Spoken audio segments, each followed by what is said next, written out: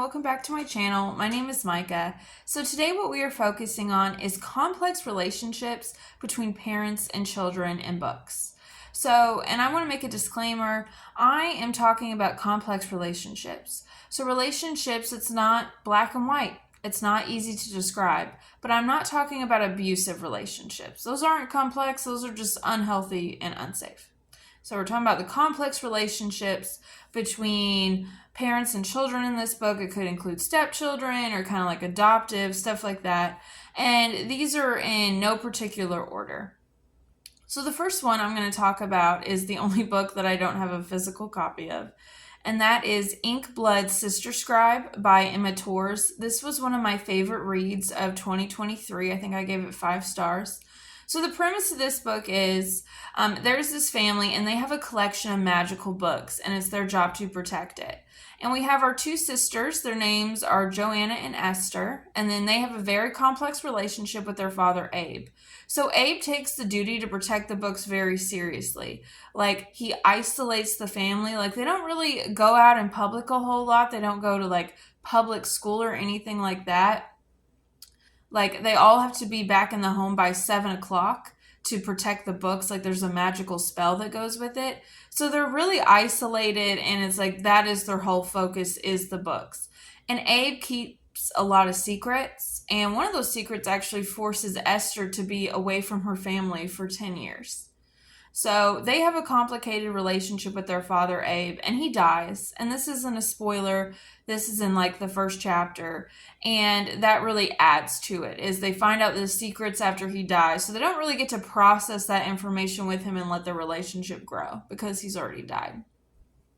Also in this book, Joanna and her mother, Cicely, they have a complex relationship. So Cicely gets fed up with having to protect the books. And at one point, she even tries to like destroy them. So that really puts a damper on her relationship with Joanna, because after Abe dies, Joanna really takes up the mantle. Like, she isolates herself. Like, that's what her whole life about is these books. So there's always a lot of conflict with Cicely trying to get Joanna to leave the house and the books, and Joanna just being really like against that. So it's a very complex relationship. Also, Cicely, she's keeping some of those secrets as well, and that threatens Joanna's and her relationship a lot.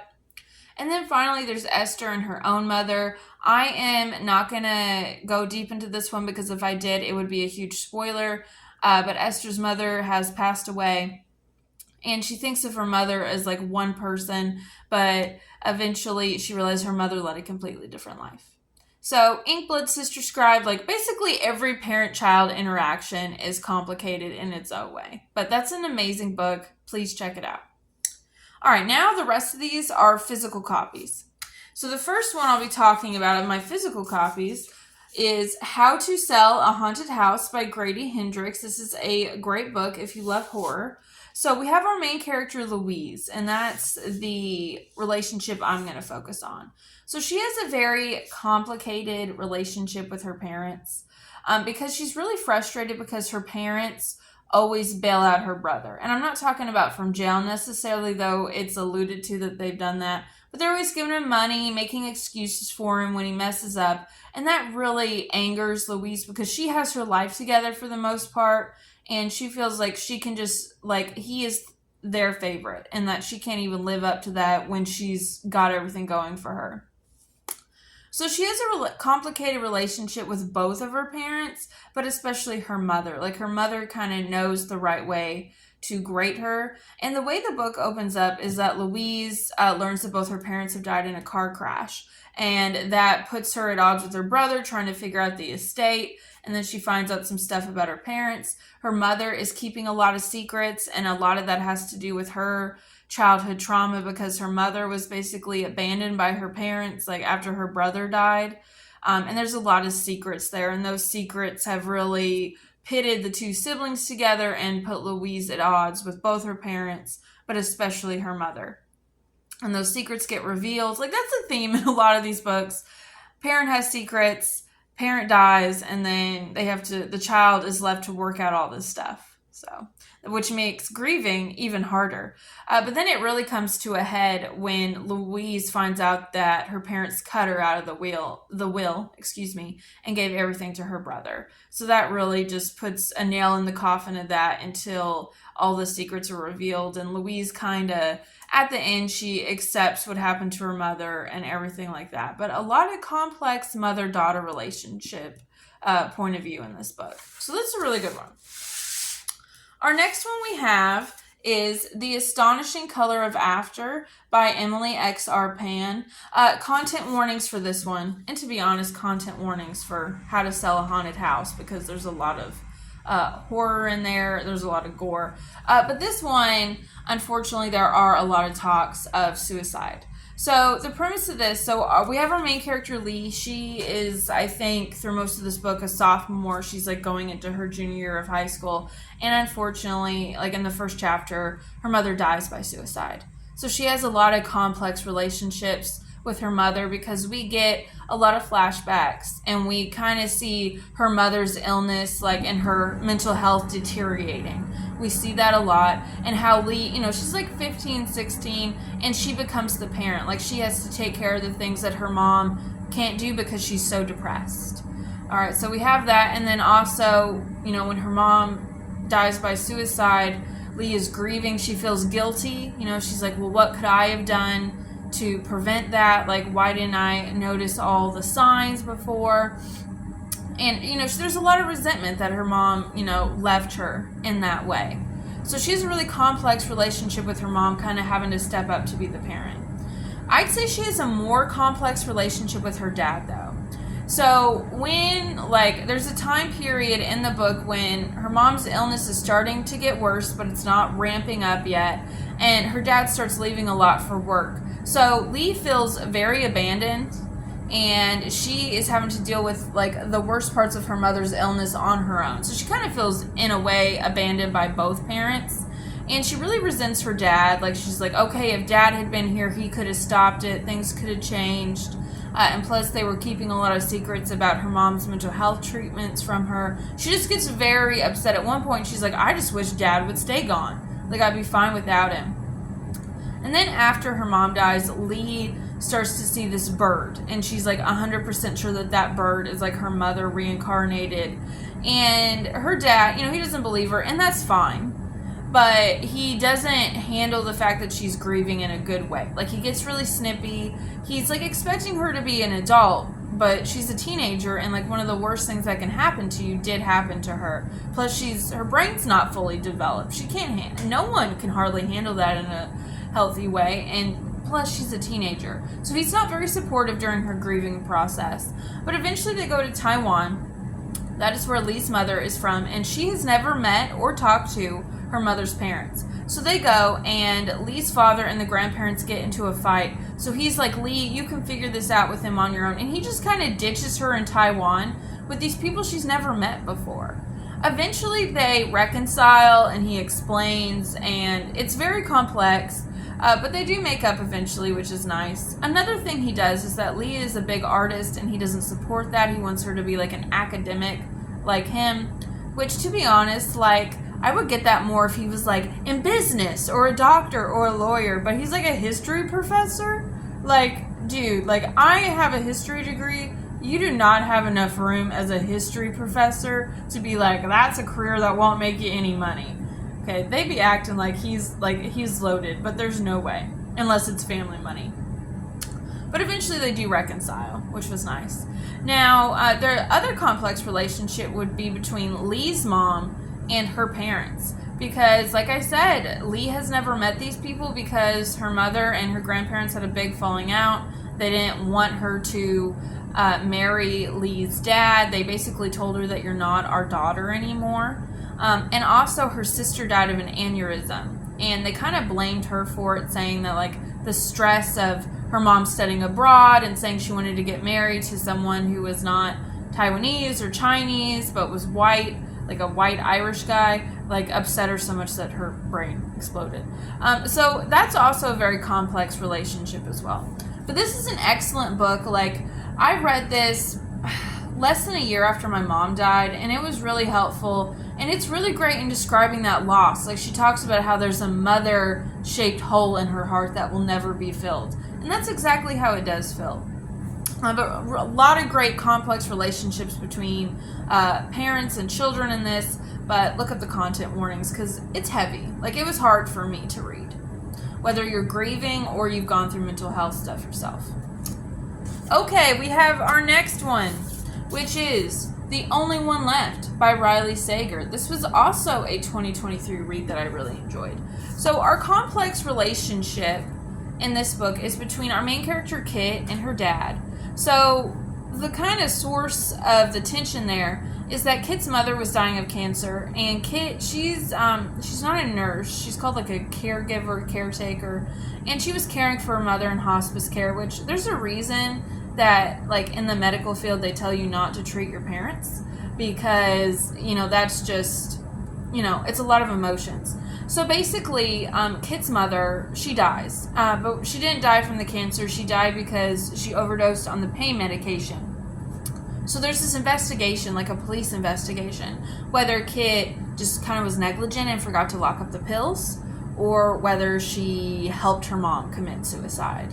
So that was really, so that puts a big rift in her relationship with her parent, with her dad, because the whole time he's like, oh, I totally believe you, because Kit says, you know, I didn't help mom. I didn't do that. I didn't give her the pills. Like, I gave her the amount to help her sleep. I didn't give her any more. And the whole time her dad's like, yeah, whatever they're saying is false. I know you wouldn't do anything to hurt your mom. But yet he barely talks to her. When she's moving out because she got another job, he doesn't care. And she's like, I'll call to check on you. And he's like, don't bother. So his words and his actions do not mix at all. They don't mix at all. And there's another really complex parent-child relationship, but I won't go into it because it would be like major spoilers for this. But yeah, and then he's also hiding secrets that actually pertain to Kit a lot more than we think until we find out till the very end. So, excellent book, a lot of twists, and that's a pretty complex parent-child relationship. Okay, we have our next one, which is What the River Knows by Isabel Ibanez. So the premise of this is that we have this young girl, her name is Inez, and this is in the 1800s, and her parents are adventurers. They spend most of the year in Egypt, and Inez is in Argentina with her dad's family. And Inez misses her parents so much. She's always begging them to go to Egypt. She hears all these amazing stories, but they never let her go. But then she receives a letter that her parents are missing, presumed dead. And she goes to Egypt to find out what happened. And the whole book is basically like Inez talking about her abandonment, basically, that she finds out all these things about her parents and she didn't know them at all. And this whole time she teeters from the fact, like, this huge loss in her chest, that she misses her parents like a ridiculous amount, but at the same time she doesn't know them. So it's like a constant change from sadness to anger to just complete confusion. And this book wasn't my favorite. I'm going to review it more when I do my December/January wrap up. But one thing I did like was that complexity in the parent-child relationships. And she finds out secrets about her mother that really makes her realize, like, I didn't know anything about my mom. So, lots of abandonment issues in this. Really, really good on that. Like, I didn't love this book, but the complex parent and child relationships kind of saved it for me. All right, for our next one, we have Starling House, and this is by Alix Harrow. So the premise of this, we have our main character, Opal, and her mother died when she was like 15. And it was a pretty traumatic way. Like, Opal and her mother were driving in a car. Opal's mom was driving. Opal's mom saw something run across the road, and she swerved, and their car went off into like the local river, like, and their car submerged. Very Vampire Diaries-esque, that's for sure. So that happens. Opal survives, though. Opal was able to swim out of the car. And then there was a lot of assumptions that her mom was drunk, because Opal's mom was carefree, is kind of a really kind way of describing her. She wasn't very responsible. Like, Opal and her brother and her mom lived in a hotel full time. Like, she was all over the place, kind of a hustler a little bit, always lying, trying to scam the system a little bit. So Opal, when she thinks about her mother in this book, she kind of flips back and forth to being like, I miss her so much I can't breathe, to kind of resentment, to the fact that she's like, I feel like I didn't even have a mother when my mother was alive. Like, Opal really had to become mature at a young age, and she wasn't really given a whole lot of that guidance. Plus, Opal learns that her mother was keeping secrets about her heritage, and Opal resents that because if her mother hadn't kept those secrets, like, things could have been a lot better off for Opal and her brother, and she wouldn't have had to struggle like that. So it's complex. It's like this ability to like love this person so much, but realize that they didn't give you what you needed. All right. Our next one is Beach Read by Emily Henry. I adored this book. So the relationship I'm talking about here is about January and her father. Once again, we have a dead parent. January's father, he dies before the book starts, and her, January is going through like a midlife crisis. Well, not midlife, it's like a quarter life crisis. And we find out the reason is not just because her dad died, which is enough to send anyone in a crisis. But at his funeral, at her dad's funeral, she finds out that her dad had a mistress because his mistress shows up to the funeral. And that really shatters her worldview a lot, because in her mind, her parents always had this like amazing marriage, this amazing romance. Like, they broke up for a bit, they were separated, but they got back together, and her dad was there through her mother's cancer treatment, and they were just always so loving and expressive of their love. And it really just shatters January. Like, she spends all this time, like, she's at the lake house her father owned that he bought for his mistress. So the whole time she's thinking of her dad and her mom and these beautiful memories. And then like the next page, she's talking about like the different rooms she goes in, and she's like, oh God, did they have sex in this room? Where in this room did they have sex? Like, so there's a lot of anger, there's a lot of sadness. And really, January stops believing in the idea of romance and love, which is hard, first of all, for her being, her mental health. But also, she's a romance writer. Like, she writes novels, and she can't because she doesn't believe in romance anymore. And eventually, towards the end of the book, she finds some letters that her father left for her that he wrote every year on her birthday. And he explains, like, he's like, yeah, I messed up. Like, I'm cheating on your mom, and it's like the dumbest, stupidest thing. But he talks about how his love for January is so pure, and that kind of gets her to believe in love again, but not just romantic love, but like love and just loving a person, whether it's a friend, a partner, a child, like just pure and unconditionally. And that kind of helps her get over the fact and forgive him. But it's harder because he's dead. Like, she can't go yell at him or be mad at him or ask him clarifying questions. She can't do any of that. She's robbed of that. So that makes it even harder. And I can relate to this a little bit.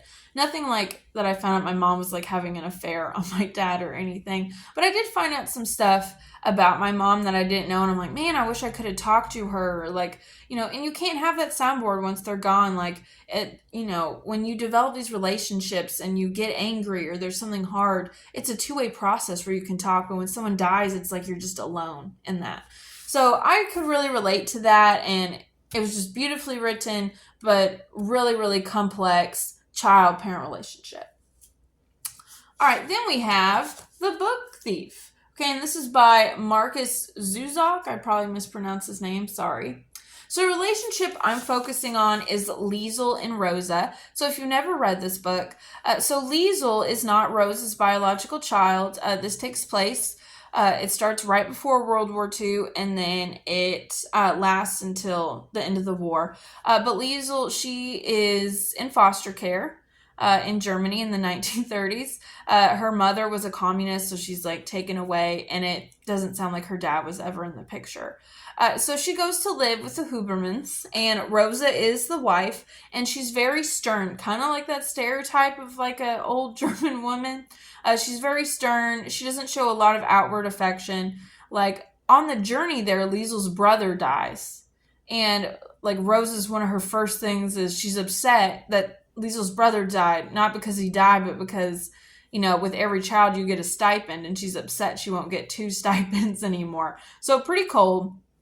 And she does kind of do corporal punishment. Like, there's scenes where she will kind of like give her a spanking with a wooden spoon. And I know I said I wouldn't cover abuse, but my thoughts on this is that the author describes it not really as an abusive situation, but as a punishment that was there for the time. So I kind of let that one slide, even though I really disagree with those methods. And yeah, very much disagree with that.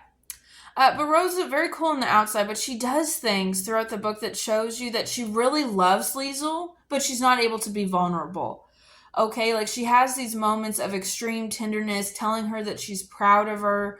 And like there's a moment right before the book ends where she's on the verge of saying, I love you, I care about you, but she says something else that's kind of like a common phrase between them, and that's her way of expressing love. So even though she's kind of cold, she says a lot of horrible things.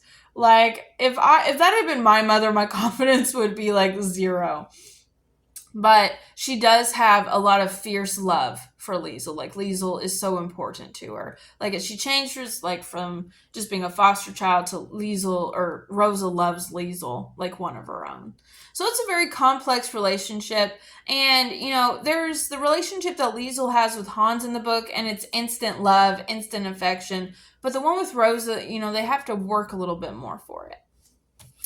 Okay, the next couple books are actually series. So we have the Severed Wasp series. There's 2 books in this. There's The Small Rain and A Severed Wasp, and they're both by Madeline L'Engle.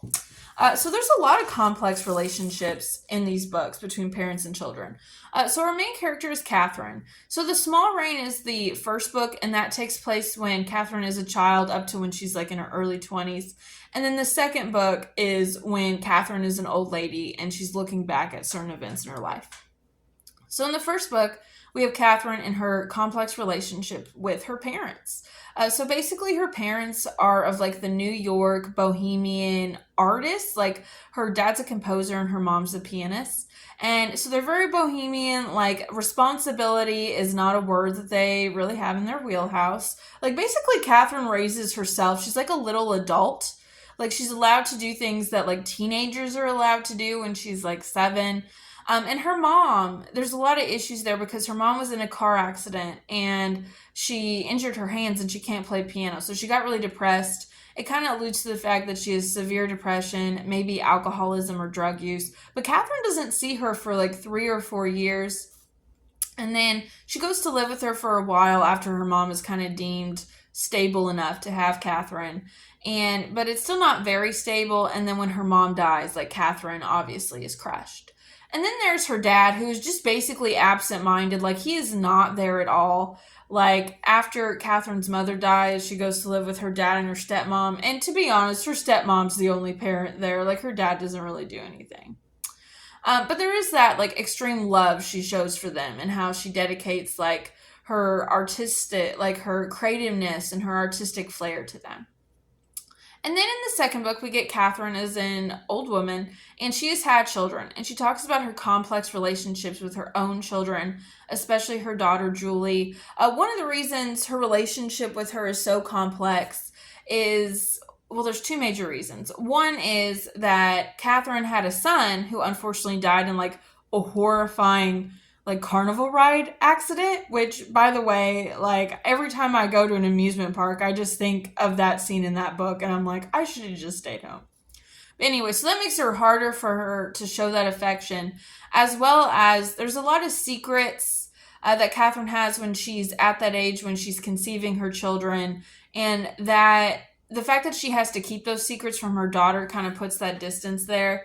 And plus, like, Catherine kind of assumed that Julie would be as independent as she was. She wasn't really taught how to parent. Like, her stepmom was great, but she still wasn't 100% like responsible. Plus, her biological parents were just kind of doing their own thing, and Catherine was a side note in her life. So she didn't really have that structure for being that, like, affectionate, loving mother. So a lot of complex relationships in these books as well. If you haven't read these, please do. I love Madeline L'Engle. Like, she's most famous for the Wrinkle in Time series, but she wrote so much stuff during her lifetime. Like, really amazing. Okay, the next books I want to talk about is the Mouse graphic novels by Art Spiegelman. And I won't get too much into these because the complex relationship is pretty like a big theme of the book, but it's about the author's father's experience in the Holocaust. But a big part of these graphic novels is talking about the feelings the author has towards his father and how complex they are. So I won't go too much into it. Just know that these are excellent graphic novels, and that's if you're interested in reading books with very complex parent and child relationships, this should be on your list. But it talks about how the trauma that his dad went through, the lessons, the experiences he got from the war and the Holocaust permeate his parenting and his life in every way and impact all his relationships to where he's honestly hard to be around. But it did make me sad because, I felt bad for him because he went through all this stuff, and it does sound like he would be really hard to be around, but it would be sad if your wife and your son didn't really want to be around you. That's pretty sad. But lots that's a major theme of this, so highly recommend that. And then the last one I'm going to talk about is Everyone in My Family Has Killed Someone by Benjamin Stevenson. So obviously with a title like this, there's going to be some complexity there. This is not a traditional family unit. So we have our main character, Ernie, and he has a really complex relationship with his mother. And I'll tell you why. Because, in the point of view of the story, this is all his family is meeting at this isolated hotel. But 3 years prior, his brother knocked in the middle of the night, said he had hit someone with his car and he needed help. And Ernie assumed they were going to take this guy to the hospital and that his brother wanted him there for support or whatever. But they take them to this, it's in Australia. So it's they go to the outback or something, and they start burying this guy, and Ernie's like, what are you doing? He's still alive. We have to take him to the hospital. And he sees his brother cover up the guy's nose, suffocate him. So they have a history of crime in their family. Their father was a criminal, and he actually died in a police shootout. So Ernie's like, no, the buck stops with me. I'm not doing this. So he reports his brother to the police, and he gets arrested. And so 3 years later, he just got charged with manslaughter or something like that. And his family is meeting up because his brother got released from prison. I can't think of a more awkward family reunion, but that's me personally. So his mom really hates Ernie because he went against the family, very mob-based sounding. But later we learn that she knows a little bit more about what went on. She has some family secrets about who it was that died, that his brother suffocated, and so that's why she kind of resents Ernie, and we find out more about that.